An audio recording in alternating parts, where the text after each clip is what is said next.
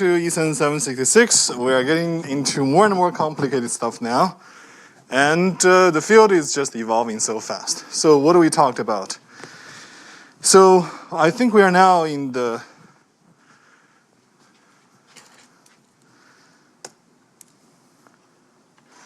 that's where we are, right?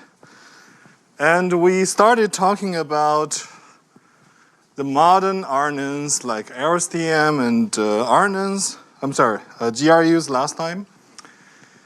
And then we also talked about how the natural language processing field has been evolving beyond 2013-15 when RNNs were dominant. And then I think there's a paper 2017, attention is all you need. And since then, we have been paying much more attention now to transformers. And that's why we've been talking about attention, and we'll talk about self-attention today, okay? So that's where we are. And I think we need one more lecture next Tuesday because there are a lot of things about these transformers. I'm not covering nearly enough, but this is the 766. It's not a course about advanced deep learning, so maybe we should introduce 689 to cover the advanced deep learning. The pre-training and the BERT and protein language model, we'll probably talk about it on Tuesday, okay? Okay, let's continue. So let me remind you where we were. So we were talking about attentions, and the way we started was here, basically. We're looking at one example, right? So let's see, let me have, all right, it's right here. So this is one example, right? So, and remember there was a slide talking about modern RNNs, we talked about LSTM, GRUs, we did talk about them in details, right? But there's the autoencoders, autoencoders, or in this case, a encoder-decoder system that I didn't talk about. But basically here, I'm looking at image captioning, so there's an encoder, and there's a decoder, right? So input is the image and output is a sequence, right? So we said what the problem was that if you look at this context vector, right, which is a summary of the feature vectors, right? And that is posing two problems. One is if this feature vectors is very large for a lot of pixels and the sentence is very long, right? So it's kind of too simplified a view to have that kind of mapping. And secondly, if you look at this C, it's fed to different time point on the decoder part and generating the different words. So that is inadequate. So that's why we talked about how our eyes were actually rolling so often to attend so that the light will pass through our eyes and reach one portion of the retina that's extremely sensitive to the light, right? Right? Just like when you're driving, sometimes you know that what's something you have to pay attention to?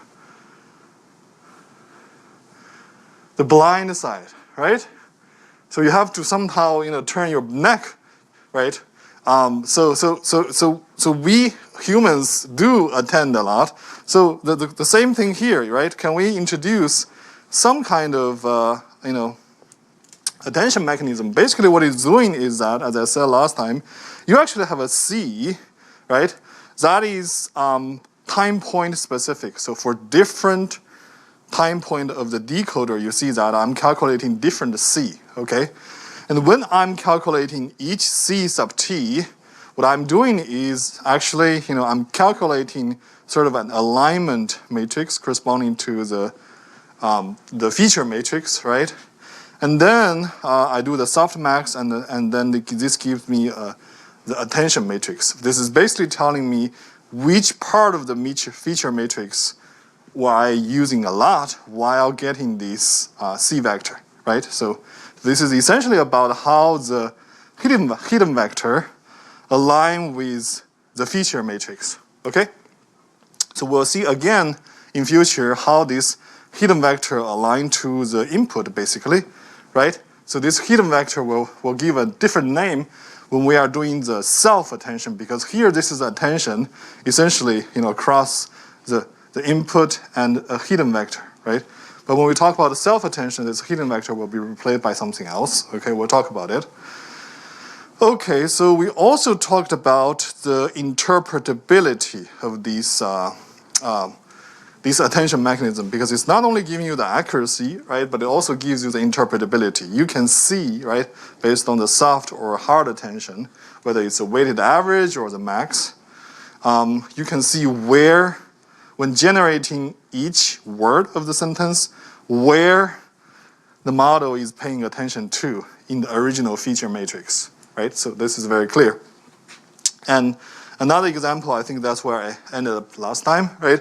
For instance, you can see that this is making a lot of sense, right? When generating the word frisbee, the attention is paid here a lot. So the light, the brightness tells how much the attentions were paid across different feature maps. In this case, it's the pixels, okay? And this is where the attentions were when generating dark, right? So this is the attention matrix for the corresponding time point t, or in this case, t equal to 2 for the second word, right? The stop sign, and then a little girl, and so on, right? So this makes a lot of sense, right? And I think being able to explain your model can help you remove some kind of bias that you don't know about, right? We think that our models are just data-driven, so there's no way that we are biased, but don't forget that you are the person who decides what data to train the model and how you train the model. So your models could be biased, right? And the explainability can actually detect such bias. In this case, for instance, if you are generating this caption, right? And the second word is, a man, right? For instance, a wrong sentence could be a man sitting at a desk with a laptop computer. When you realize that there's something wrong because apparently it's not a man, it's not a woman, right? And you wonder, where is that bias coming from? You notice that attention, when generating the second word, was actually mostly here, right? It's not like here, right? Like a monitor, right? That's clearly not intrinsic to whether it's a man or a woman, right? This probably reflects some bias in your data and your way you train your models. So in their model, this is, in this paper, right? It's generated the correct sentence, but more importantly, you are generating the correct prediction for the correct reason, right? Woman, right? The key features are here, right? Same here, like a man holding a tennis racket when it's actually a woman. And then, you see that in the wrong model, or the model with less accuracy, the bias is actually shown that it's not really using anything intrinsic to the gender difference, right? So this is the start of a series of paper. So basically, you see that they're all using attention mechanism, right?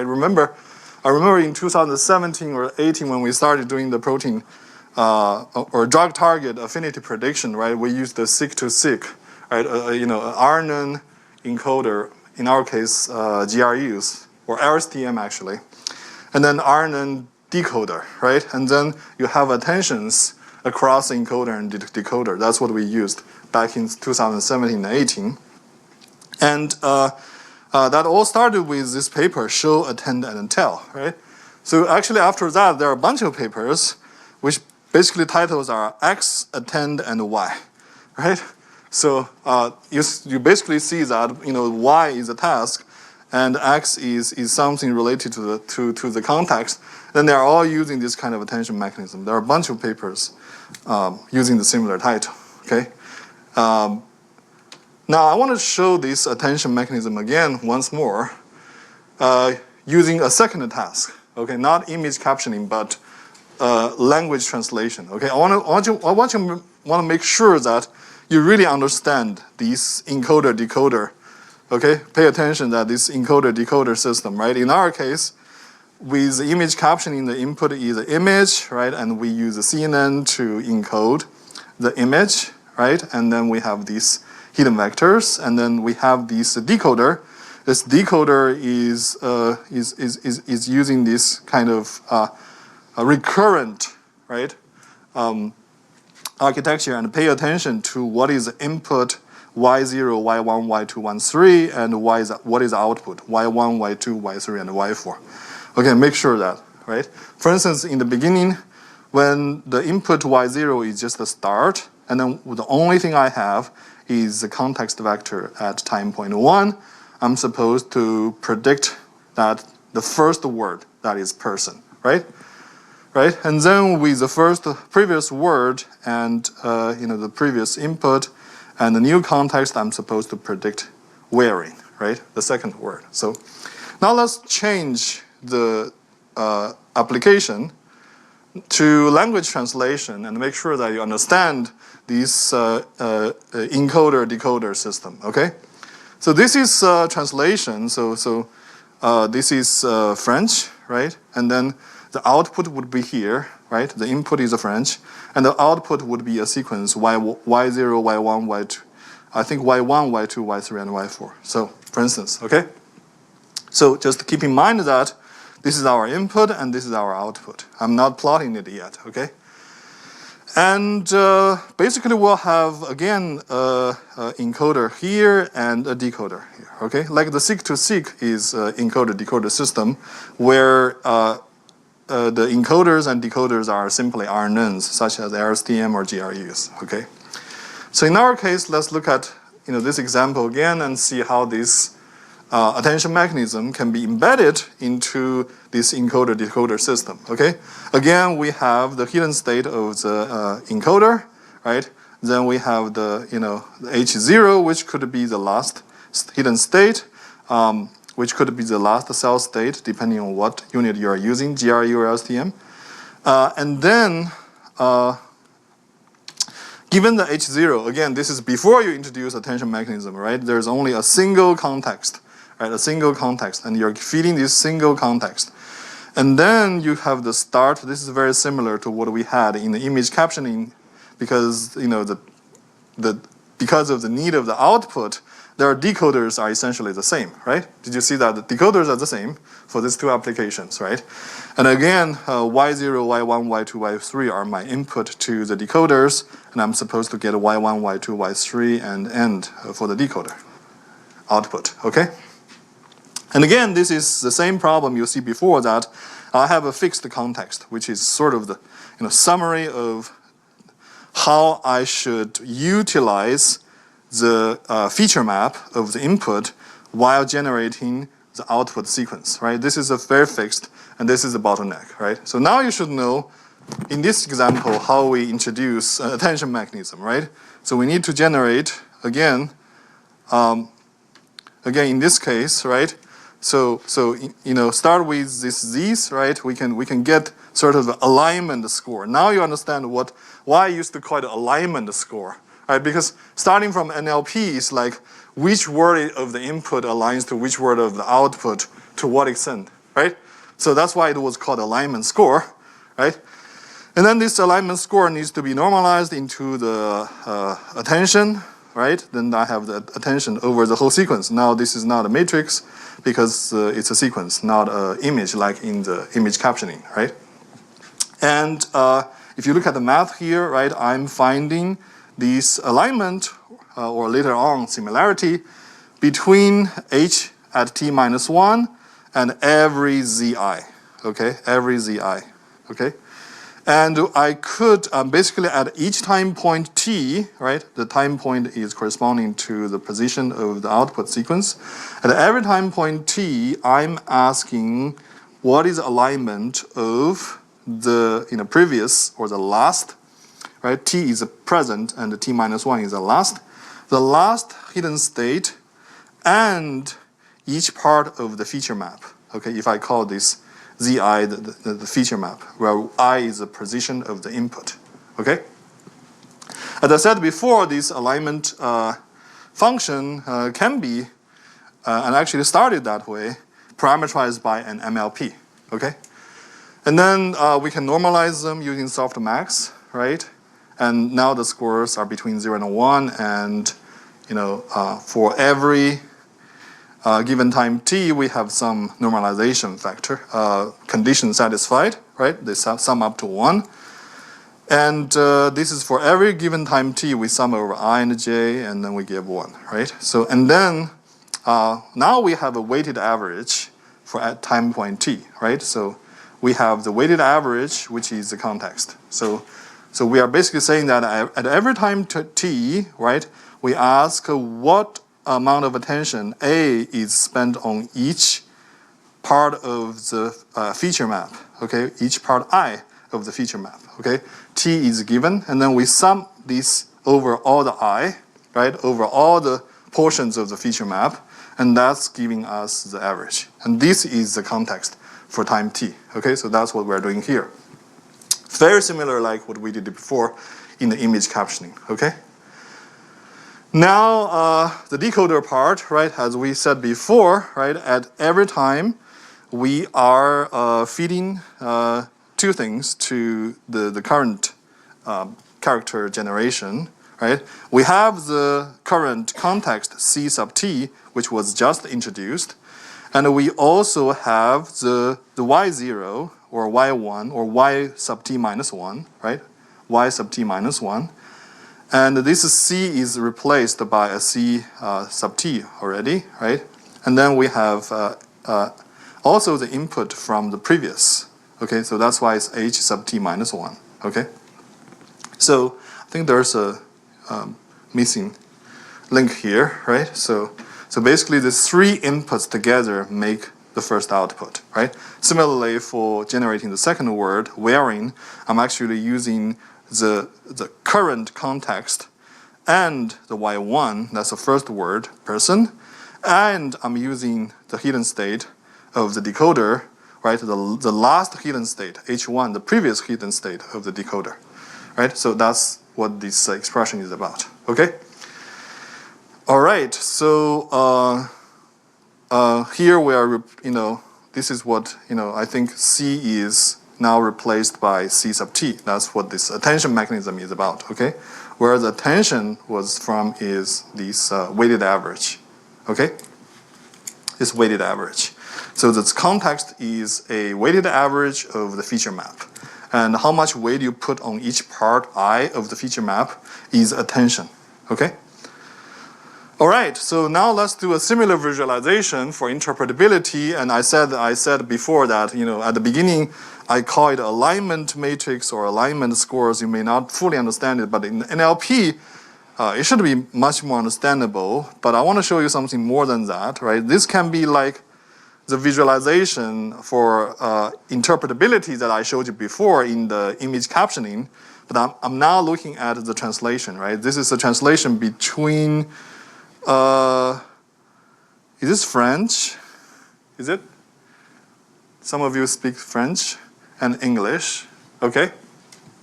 So what it's doing here is basically, for instance, if you're translating from French to English, right?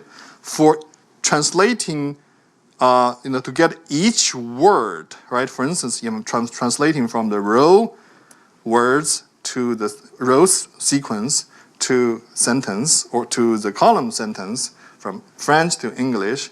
To get each output word, how much attention I put on each input words, okay? So you see that there's the brighter, the more attention, and there's a nice diagonal, right? Showing that there is some, correspondence between the French and English with regard to the word order, right? So there is such, but notice that it's not strict. Let's look at this one, right? For instance, zone, so in English you say European Economic Area. In French, pardon my French, you see that it's a zone economic European. So apparently the order is not the same, right? And the model was actually capable of figuring that out. You see, zone was corresponding to area, right, instead of European. Economic is economic, and European is corresponding to European. So it's not exactly diagonal, right? So in other words, without supervising the attentions, without telling the model directly where you should pay attention, the model learned the order, right, for different languages. Okay, so that's something to keep in mind. Okay. Any questions so far about attention mechanisms? We use the two examples, right? Both using the encoder-decoder architecture. Okay. One is a sentence to sentence. This is very similar to the seek-to-seek, actually. One is from image to the sentence. So both have the same decoder, but their encoders are different. Okay, in the image captioning, the encoder is a CNN because the input is image. And in the case of language translations, the encoder is very similar, right, to the decoder, which is recurrent. Okay?